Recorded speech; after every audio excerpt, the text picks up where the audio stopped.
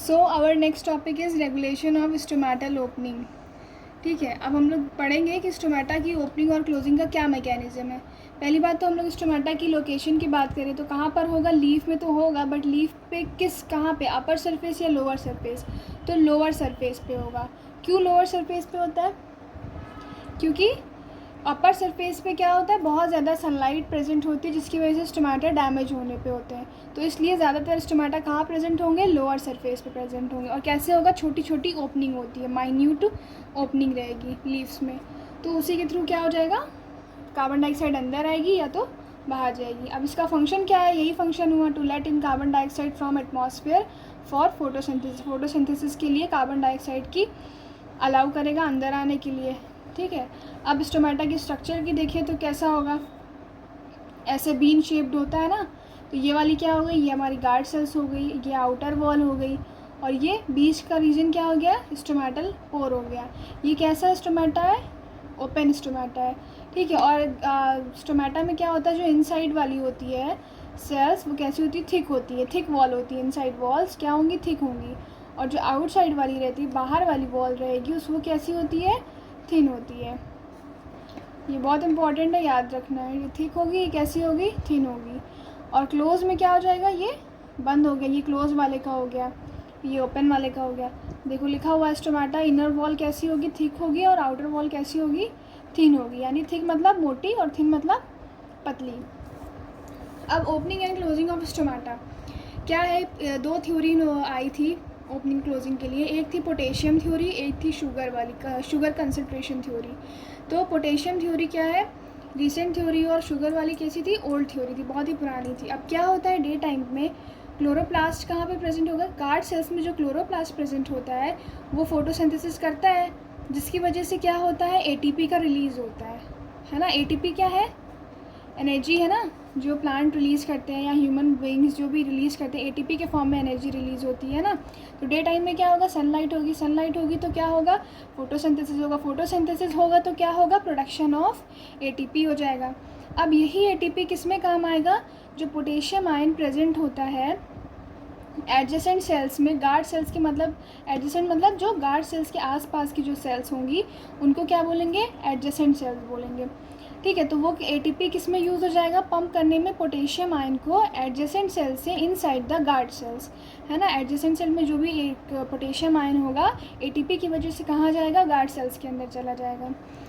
अब potassium ion अब अंदर गया है तो उससे क्या होगा, पोटेशियम आयन कंसनट्रेशन जो गार्ड सेल्स में होंगे क्या होगा, बढ़ जाएगा, जिसकी वजह से क्या होगा, वाटर भी इनसाइड मूव होगा, इनवर्ड मतलब गार्ड सेल्स के अंदर क्या होगा, वाटर का movement inside the guard cells हो जाएगा।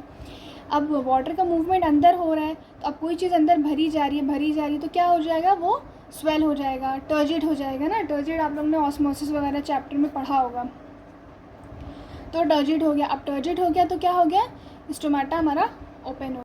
अब वो क्या था, डे का था, अब नाइट में क्या हो जाएगा, इसका पूरा अपोजिट हो जाएगा। क्या होगा, कोई सनलाइट नहीं होगी, कोई सनलाइट नहीं होगी तो कोई भी फोटोसिंथेसिस नहीं होगा। अब फोटोसिंथेसिस नहीं होगा तो क्या होगा, कोई भी एटीपी का फॉर्मेशन नहीं होगा। अब एटीपी का फॉर्मेशन नहीं होगा तो क्या होगा, पोटेशियम आयन जो है, जो गार्ड सेल्स में प्रेजेंट था ऑलरेडी, वो क्या हो जाएगा, गार्ड सेल्स से बाहर लीक आउट हो जाएगा। उसकी वजह से क्या होगा, वाटर भी आउटसाइड चला जाएगा, गार्ड सेल से बाहर चला जाएगा। अब जो अंदर हमारा प्रेशर बना हुआ था, जिसको हम लोग टर्गर प्रेशर बोलते हैं, टर्जिड स्टेट में जो प्रेशर होगा उसको क्या बोलेंगे, टर्गर प्रेशर, तो वो क्या हो जाएगा, रिड्यूस हो जाएगा। उसकी वजह से क्या होगा, एक्स ऑस्मोसिस हो जाएगा। एक्स ऑस्मोसिस मतलब क्या होगा, पानी हायर कंसंट्रेशन से कहाँ जाएगा, लोअर कंसंट्रेशन की तरफ मूव करने लगेगा, तो क्या होगा, एक्स ऑस्मोसिस। एक्स मतलब बाहर की तरफ जाएगा, है ना। और ऑस्मोसिस क्या है, movement of water molecules from high concentration to low concentration. अब क्या होगा, उसकी वजह से अब सारा बाहर जा रहा है चीज़, तो क्या होगा, सेल कैसी हो जाएगी, श्रिंक हो जाएगी, है ना। अब स्टोमेटा क्लोज हो जाएगा, यानी श्रिंक हो गई तो स्टोमेटा बंद हो गया। तो क्या हो गया, अब ये वाली समरी है, इसके थ्रू आप लोग बहुत ईजिली लर्न कर सकते हैं। ये हमारी नाइट की थी और इसके पहले जो स्टेटमेंट में लिखा हुआ था वो क्या था, डे का था।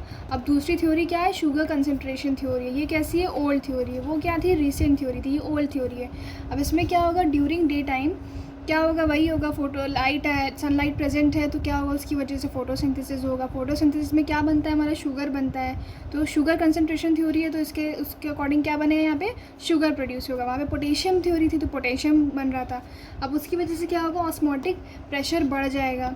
ऑस्मोटिक प्रेशर पता होगा ना, जो ऑस्मोसिस में हमारा जो प्रेशर होता है ड्यूरिंग ऑस्मोसिस, वो हमारा ऑस्मोटिक प्रेशर होता है। उसकी वजह से ऑस्मोटिक प्रेशर क्या होगा, बढ़ जाएगा। अब ऑस्मोटिक प्रेशर बढ़ा तो क्या हो गया, water move inside guard cells के अंदर जाएगा। उसकी वजह से क्या हुआ, एंडोस्मोसिस हो गया। एंडोस्मोसिस यानी वाटर इनसाइड मूव हो रहा है ना। तो अब यहाँ वाटर अंदर, कोई भी चीज़ अंदर जा रही तो क्या हो जाएगा, फिर से वही टर्जिट हो गया और वो आउटवर्ड्स की तरफ बल्ज कर गया ड्यू टू टग प्रेशर। अब क्या हो गया, स्टोमेटा हमारा ओपन हो गया।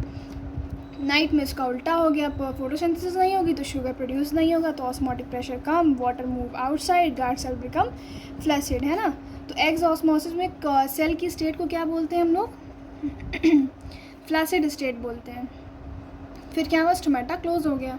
प्रोसेस ऑफ फोटोसिंथेसिस, पहली बात तो ये कि फोटोसिंथेसिस होता कहाँ पर है, तो कौन सी साइड है, मीजोफिल सेल्स में क्या होता है, फोटोसिंथेसिस की प्रिंसिपल एक्टिविटी वहीं पर होती है, मीजोफिल सेल्स में होती है। मीजोफिल सेल्स में 2 लेयर्स प्रेजेंट होती हैं, कौन सी होगी, एक अपर लेयर और एक लोअर लेयर। अपर वाली का क्या नाम है, पैलिसेड नाम है, और लोअर लेयर क्या है, स्पॉन्जी है, स्पॉन्जी नेम है उसका। अब ड्यूरिंग डे टाइम में क्या होगा, सनलाइट लीफ में पड़ेगी तो क्या होगा, क्लोरोफिल का फंक्शन क्या है कि to absorb the light energy, तो वो क्या करेगा, लाइट एनर्जी एब्जॉर्ब करेगा। अब अपर लेयर में जो प्रेजेंट होगा, ठीक है, क्लोरोफिल कहाँ वाली, अपर लेयर वाली एब्जॉर्ब करेगी ना, specially the palisade layer cells, ठीक है। तो अगर ये क्वेश्चन आता है कि क्लोरोफिल कौन सी लेयर एब्जॉर्ब करती है, मीजोफिल सेल्स की कौन सी लेयर एब्जॉर्ब करेगी क्लोरोफिल, तो कौन सी लेयर होगी, पैलिसेड सेल्स होंगी। क्यों होगी, क्योंकि ये क्या है, अपर लेयर है। तो अपर लेयर है तो जाहिर सी बात है वो ज़्यादा अच्छे से ट्रैप कर पाएगी लाइट एनर्जी को, ठीक है। अब फोटोसिंथेसिस में किसका कन्वर्जन होता है, तो अगर ये क्वेश्चन आ सकता है, लाइट एनर्जी का कन्वर्जन किस में हो रहा है, हमारा केमिकल एनर्जी में हो रहा है। अब ये डायग्राम है कि ये सनलाइट पड़ी, ये अपर एपिडर्मिस है। एपी का मतलब क्या होता है, अपर, डर्मिस का मतलब क्या होता है, लेयर। तो ये क्या हो गई, अपर की लेयर हो गई। अब ये पढ़ा है ना, पैलिसेड वाली कौन सी, अपर लेयर है, तो ये पैलिसेड लेयर हो गई ऊपर वाली, नीचे वाली हो गई स्पॉन्जी लेयर। दोनों मिलाकर क्या बन गई, मीजोफिल सेल्स बन गई। बीच में जो है ये हमारा वाटर वेपर है, और ये क्या है, हमारा स्टोमेटल ओपनिंग है। ये कहाँ पे बताया था, लोअर सरफेस पे बताया था ना। तो क्या हो गया, स्टोमेटल ओपनिंग कहाँ पे हुई, lower surface of the leaf. अब कहाँ से हमको क्या क्या चीज़ें ऑब्टेन मिलती, जैसे कि रिएक्शन ऑफ फोटोसिंथेसिस में हमने क्या पढ़ा था, 6CO2 + 12H2O, सनलाइट क्लोरोफिल की प्रेजेंस में क्या ग्लूकोज बनेगा और H2O और ऑक्सीजन इवॉल्व हो जाएगी। तो अब हम बात करें कार्बन डाइऑक्साइड की, तो कार्बन डाइऑक्साइड हमें कहाँ से मिलेगी, एटमॉस्फेयर से मिल जाएगी, है ना। एटमॉस्फेयर से कहाँ पे एंटर होगी, लीफ में, किसके थ्रू, कौन सी प्रोसेस, डिफ्यूजन पढ़ा होगा, movement of molecules from higher concentration to lower concentration. Diffusion का बेस्ट एग्जांपल क्या है, परफ्यूम। अगर आप एक रूम में परफ्यूम छिड़क दें तो क्या होगा, परफ्यूम के बॉटल में क्या था, हायर कंसंट्रेशन था, और रूम में क्या था, लोअर कंसंट्रेशन था। तो जो परफ्यूम के बॉटल में क्या था, हायर कंसंट्रेशन था, और रूम में क्या था, लोअर कंसंट्रेशन। तो क्या हुआ, मूवमेंट कहाँ से कहाँ की तरफ, हायर से लोअर की तरफ मूवमेंट हो गया। देखो ये लिखा हुआ। उसी तरह से क्या था, हमारा जो एटमॉस्फेयर में क्या था, CO2 का कंसंट्रेशन ज़्यादा था, एटमॉस्फेयर में क्या था, बहुत ज़्यादा CO2 था, लेकिन लीफ में क्या था, हमारा कम CO2 था। तो कहाँ का मूवमेंट हुआ, एटमॉस्फेयर से कहाँ पे आया, हमारा लीफ में आया, है ना। तो क्या हुआ, हाई कंसंट्रेशन से लोअर कंसंट्रेशन की तरफ मूवमेंट हुआ। इसकी वजह से कौन सा प्रोसेस यहाँ पे फाउंड प्रेजेंट है, डिफ्यूजन, ठीक है। और किसके थ्रू होगा, ये भी बात है, तो क्या होगा, स्टोमेटा के थ्रू होगा, है ना। तो कार्बन डाइऑक्साइड कहाँ से आई, एटमॉस्फेयर से आई, किसके थ्रू आई, लीफ में, कौन सा मेथड हुआ, डिफ्यूजन, और स्टोमेटा के थ्रू आई, ठीक है। अब वाटर की बात करें तो वाटर हमको कहाँ से मिला, सॉइल से मिला, है ना। हम लोगों ने पानी डाला या रेन हुई तो उसकी वजह से पानी आया, तो क्या हुआ, सॉइल से था। सॉइल से किसने एब्जॉर्ब किया, रूट ने एब्जॉर्ब किया, किसके थ्रू, कौन सी प्रोसेस थी, ऑस्मोसिस। ऑस्मोसिस भी वही प्रोसेस है, high concentration of water molecules from high concentration to low concentration, water molecules का मूवमेंट होगा। बट इसमें एक है कि SPM, सेमी परमेबल मेम्ब्रेन यहाँ पे प्रेजेंट होती है। अब ग्लूकोज बन गया। ग्लूकोज का फॉर्मूला क्या, C6H12O6। ये क्या, हमारी एक सिंपल शुगर है जो कि सॉल्युबल होती है वाटर में।